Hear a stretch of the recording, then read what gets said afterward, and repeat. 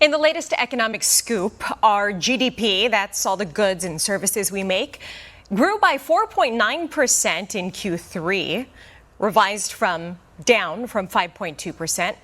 People spent less. Food prices went up by 2.9%, according to the latest consumer price index. Personal income got a boost, but not as much as first thought. Credit card debt at a record high. For more on all this, let's bring in David Stryzewski, CEO of Sound Planning Group. David, welcome back. So our economy grew in Q3, right? But there was a downward revision of the GDP from 5.2% to 4.9%. What happened? What factors contributed to the reduction? Hey, well, great to be with you here, Alicia. So there's a couple of things. One, the big revision down was due to consumer spending cooling off.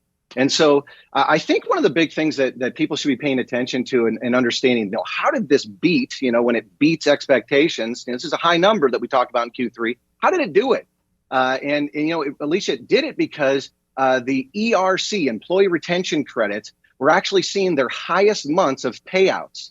That were taking place here in the third quarter. So my personal belief and thesis is that, we were all expecting a recession, or most of us were expecting a recession here in 2023, but did not see it because of the PPP and ERC, government funding that was going to business owners, the top 20% of earners who have the highest propensity to be spending money. So when we see a GDP growth, that's our goods and services being spent, then ultimately we're seeing, higher spending. I expect, because this stopped as of September the 1st, I expect that higher GDP is going to be going away. And that's actually in line with what the conference board suggests, which is that as we go into 2024, they expect much lower GDP. It's just the question of whether we end up in a stagflation or a recessionary timeframe. Okay, so for Q4 and even for 2024, you're predicting the numbers to go down a little bit, maybe the economy not to grow as much. And in terms of a possible recession, because we didn't see that last, 2023, like a lot of people predicted, what indicators would you be closely watching in the coming months, looking ahead?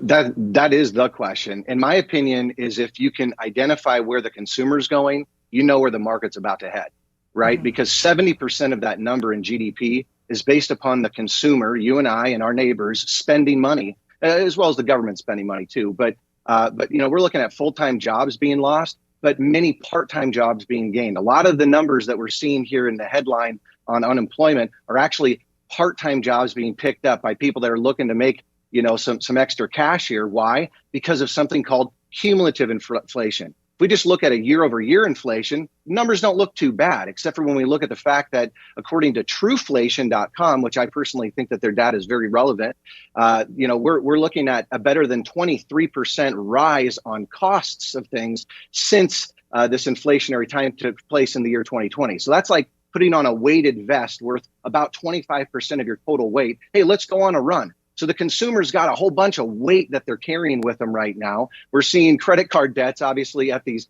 record high rates, but at a time where APRs are higher than we've seen in recent timeframes. Right. No one thinks that 26% on a credit card is a good idea for how to buy our Christmas and how to be paying for gas and groceries. But people are having to do this because the price of everything's so much higher today.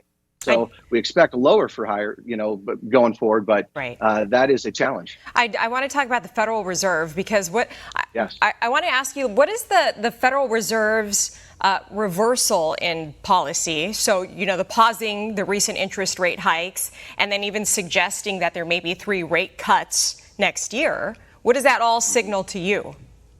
Okay, so a couple of things. I don't think it matters when they ease. I think that we could lick our finger and kind of put our finger up in there and say, it was when blowing. Is it Q1? Is it Q2? Not sure.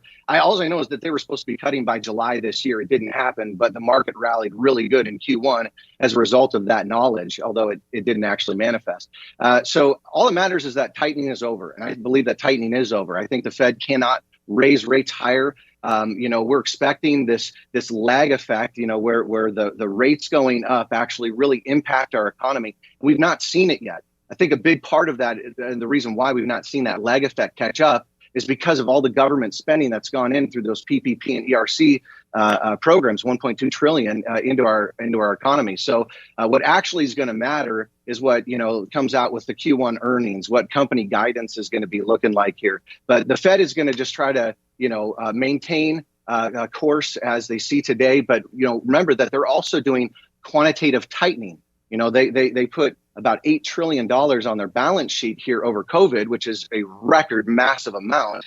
And then now they're tapering that off. It only went down about $1 trillion last year. We brought it on so fast, but they can actually continue with quantitative tightening and constrict the economy without raising rates more. So I think that people might be surprised. We might be, higher for longer, might be into July, potentially into the third quarter of 2024 before they cut. That's what Powell might be thinking about, and higher for longer. That is, unless we hit a black swan moment like, the banking crisis again in March next year, when those one-year loans on the largest bank bailout come due, and we have to start talking about that conversation again. Yeah, and we also have the election year up ahead as well. So great insight, as always, David Stryzewski. Merry Christmas to you and your family. Merry Christmas to you. Thank you. Thank you. Stay on Planning Group, everyone.